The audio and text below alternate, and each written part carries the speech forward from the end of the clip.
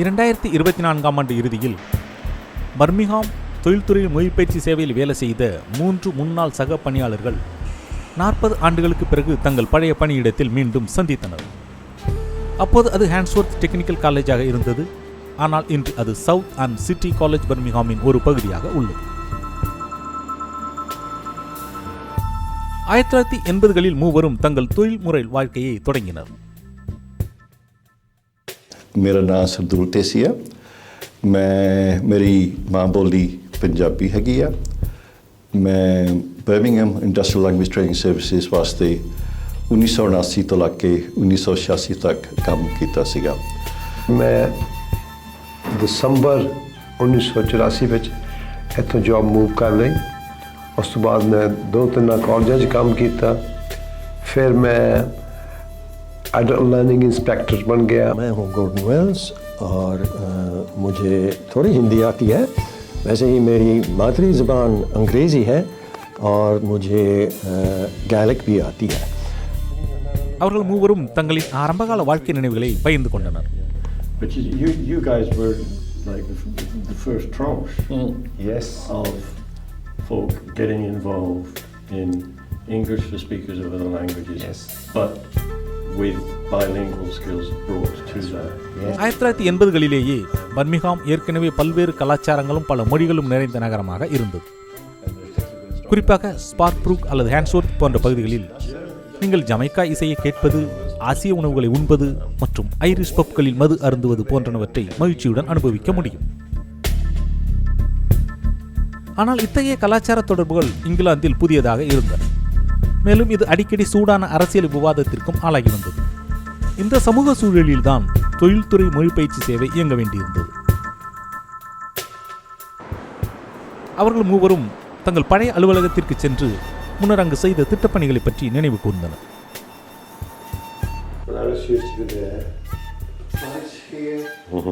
Bridget was there. Tracer, Bridget and myself. Yeah. And I came on staff somewhere here. You were there. You came over here. Fifth one. This Yeah. the rack. Magazine rack over there. Wow. Birmingham தொழில்துறை மொழிபெயர்ச்சி சேவை இங்கிலாந்தின் பல்வேறு நகரங்களில் இருந்த இதே போன்ற அமைப்புகளின் ஒரு பகுதியாக இருந்தது. இது உள்ளூர் தேவைகளுக்கேற்ப பாடங்களை தயாரிக்க மற்றும் பணியிடங்களில் ஆங்கில மொழிபெயர்ச்சி வழங்க உருவாக்கப்பட்டன.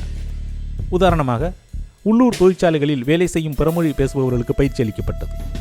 இந்த திட்டத்திற்கு மத்திய அரசால் நிதி உதவியும் வழங்கப்பட்டது. 1980களின் தொடக்கத்தில் பர்மிங்ஹாம் தொழில்துறை மொழிபெயர்ச்சி சேவையில் 6 முதல் 8 பேர் முழு நேர பணியாளர்களாக வேலை செய்தனர். அவர்களின் சேவை நகரத்தின் பல்வகை சமூகங்களின் வாழ்க்கையில் நேரடி மாற்றங்களை ஏற்படுத்தக்கூடியதாக இருந்தது. தொழிலாளர்களுக்கிடையே நல்லதொரு தொடர்பு ஏற்படுவது வியாபாரத்திற்கு முக்கியமானது என்று வேலை வழங்கும் நிறுவனங்கள் உணர்ந்தன. ஆனால் மொழி சம்பந்தமான சிக்கல்களை கையாள்வது என்பது வெறும் ஆங்கில பயிற்சியோடு முடியவில்லை. விரைவாகவே இது தனியார் மற்றும் அரசு துறைகளுக்கு பயிற்சி மற்றும் ஆலோசனை வழங்கும் சேவையாக விரிவடைந்தது. மேலும் இது தேசிய சுகாதார சேவை போன்ற சேவையகங்களுக்கும் உதவியது. தொடக்கத்தில் இது கலாச்சார இடைவெளிகளை புரிந்து கொள்ள உதவுவது என்பதிலேயே முக்கியத்துவம் செலுத்தியது. ஆனால் இது விரைவிலேயே சமத்துவம் மற்றும் இனவெறி எதிர்ப்பு ஆகியவற்றை பயிற்சி மூலம் முன்னெடுக்கும் நிலைக்கு மாறியது. இதுபோன்ற பணிகள் கடினமாக இருந்தன. அமைப்புசார் நிறவெறி போன்ற கருத்துக்களை சந்தேகத்துடன் அல்லது எதிர்ப்புடன் இருந்தோரிடம் எடுத்துச் செல்ல வேண்டியிருந்தது. இது ஸ்டீவன் லாரன்ஸின் இனவெறி கொலை செய்தி வெளிவந்த சில ஆண்டுகளுக்கு முன்பு நடந்தது. பின்னர் மேக்பெர்சன் அறிக்கை வெளியான போது இது ஒரு பெரிய விவாத பொருளாக மாறியது. அதே நேரத்தில் பர்மிங்ஹாம் தொழில்துறை மொழிபெயர்ச்சி சேவை அதன் மொழி பயிற்சிகளை மேம்படுத்தி கொண்டே சென்றது. மேலும் சேவை வழங்குநர்களுக்கு மொழி விழிப்புணர்வு பயிற்சியும் வழங்கியது. கூடவே பிற மொழிகளை பேசுபவர்களுக்கான ஆங்கில பயிற்சியும் தொடர்ந்தன. தாய்மொழி கற்பித்தலை பாதுகாப்பது என்பது முக்கியமான விவாதப் பொருளாக அந்த நேரத்தில் மாறியது. இதற்காக வயது வந்தோருக்கு 2ஆம் மொழியாக ஆங்கிலம் கற்பிப்பதற்கான தேசிய அமைப்பு ஆங்கிலத்துடன் பிற சமூக மொழிகளை கற்கும் ஆர்வம் வளர்ந்து வருவதை பிரதிபலிக்கும் வகையில் தனது பெயரை வயது வந்தோருக்கு ஆங்கிலம் மற்றும் பிற சமூக மொழிகளை கற்பிப்பதற்கான தேசிய அமைப்பு என மாற்றியது. மத்திய அரசு நிதியளிப்பை நிறைவு செய்ததால் பர்மிங்ஹாம் தொழில்துறை மொழிபெயர்ச்சி சேவையில் இதுநாள் வரை வேலை செய்த பணியாளர்கள் கல்லூரியின் ஊழியர்களாக பணியமர்த்தப்பட்டனர். ஆனால் அதற்கு முன்பு அந்த குழுவினர் பிபிசியின் பிரம்மாண்டமான ஹிந்தி உருது போல்சல் என்ற கல்வித்தொடர் தயாரிப்பில் பங்கேற்றனர் என்பதும் இங்கு குறிப்பிடத்தக்கது.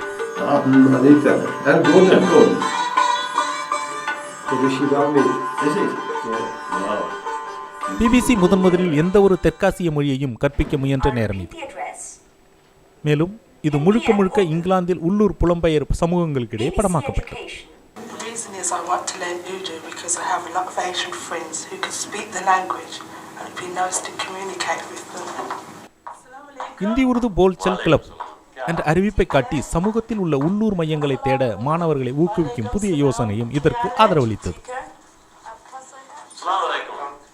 இங்கே அவர்கள் தொலைக்காட்சி வழியாக கற்றுக்கொண்டது நிஜ வாழ்க்கையில் நேரில் முயற்சிக்கலாம். क्या हाल है?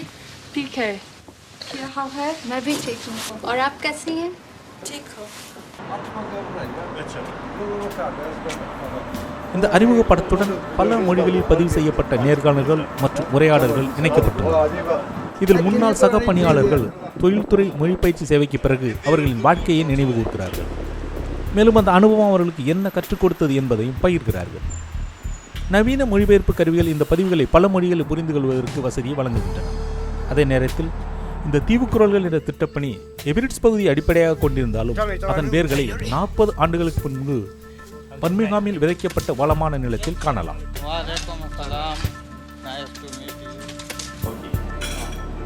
காலம் செல்ல செல்ல மாற்றங்கள் நிகழ்கின்றன. புதிய தலைமுறையினர் காலத்தால் அழியாத கேள்விகளுக்கு தாங்களே பதில்களை தேடுகின்றனர். நாம் இன்னும் எப்படி நமது வளமான பன்மொழி பாரம்பரியத்தை சிறப்பாக பராமரிக்கவும் பகிர்ந்து கொள்ளவும் தொடர்ந்து நல்ல பயன்பாட்டிற்கு கொண்டு வர முடியும் என்பதுவே நாம் தற்போது விடை தேட வேண்டிய வருங்கால நலன் நோக்கிய கேள்வியாக இருக்கிறது. Well, I'm a supervisor here. The most of my staff are Asians. Hard for me to communicate with them. So whenever time I go to the class and can learn something, then it's more easier to communicate with them and we can understand each other more. Well, none of them know yet. So I think it's going to be a big shock to them when they say, I can speak Urdu. Yeah, but it's nice.